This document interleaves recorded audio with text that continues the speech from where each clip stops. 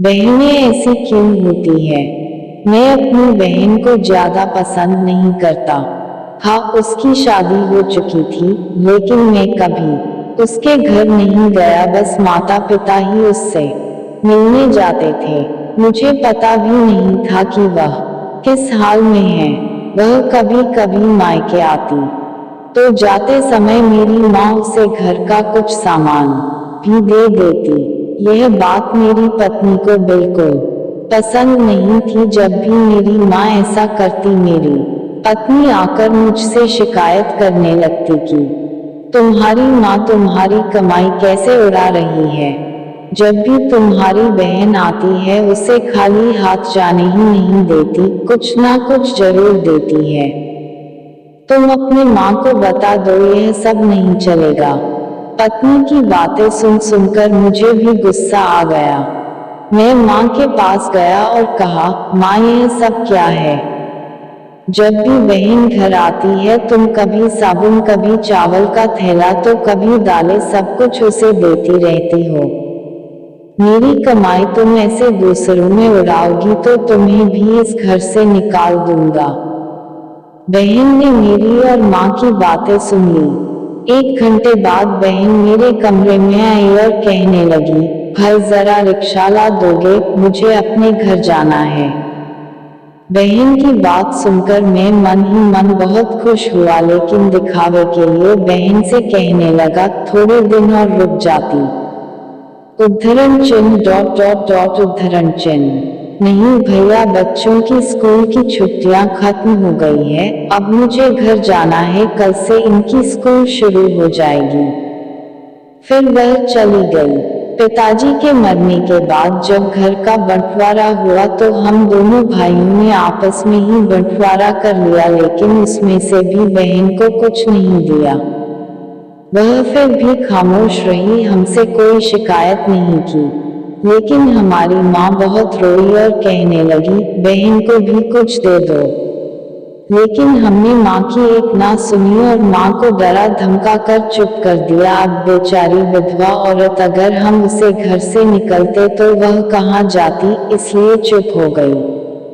भाई साहब ने अपना हिस्सा बेचकर शहर जाकर नया काम शुरू कर दिया और वहीं रहने लगे। हमने अपनी बहन के साथ जैसा व्यवहार किया था, उसकी सजा तो हमें मिलनी ही थी। भाई साहब का कारोबार बर्बाद हो गया और वह मजदूरी करके अपना पेट पालने लगे। मेरे बड़े बेटे को भी टीबी हो गया, उसके इलाज में लाखों रुपए खर्च हो गए। जो भी मेरे पास था सब कुछ खत्म हो गया और मुझे कर्ज लेना पड़ा। हाल इतना बुरा हो गया कि खाने के लिए भी पैसे नहीं थे, घर में कुछ राशन नहीं था।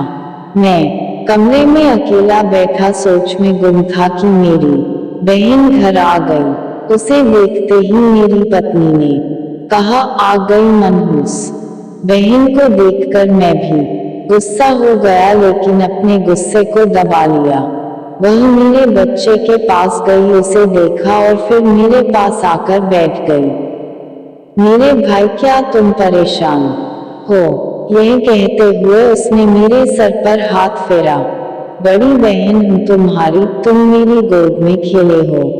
अब देखो, अपनी बहन से भी बड़े हो गए हो कि बहन को कुछ नहीं बताते, अपना दुख भी नहीं बांटते। यह कहते हुए उसने अपने सोने के कंगन निकाले और मेरे हाथ में रख दिए।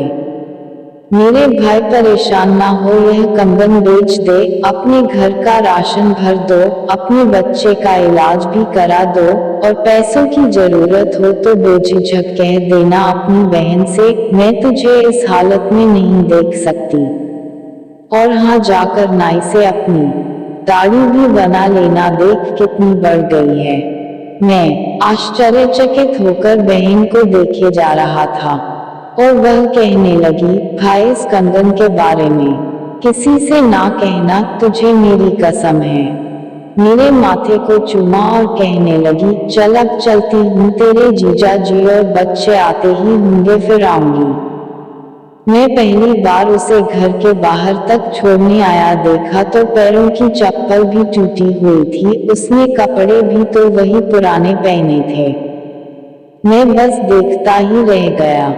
मैंने तो कभी अपनी बहन की घरेलू हालत जानने की कोशिश नहीं की, लेकिन जब उसने मुझे बुरे हाल में देखा तो दौड़ती हुई आई और अपने सोने के कंगन भी दे दिए, ताकि मैं अपने बच्चे का इलाज करा सकूं और अपने घर का हाल सुधार सकूं। मैं सोचने लगा और मेरी आंखों से आंसू निकलने लगे कि हम भाई भी कितने मतलबी होते हैं, अपनी बहनों को पल भर में ही बेगाना कर देते हैं और बहनें अपने भाइयों का जरा सा दुख भी बर्दाश्त नहीं कर पाती। मैं उसके कंगन अपने हाथों में पकड़कर जोर जोर से रोने लगा।